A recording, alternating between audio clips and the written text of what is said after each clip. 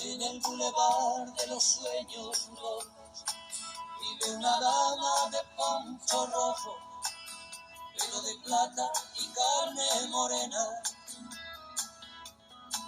vestiza ardiente de lengua libre, gata valiente de piel de tigre, con voz de rayo de luna llena.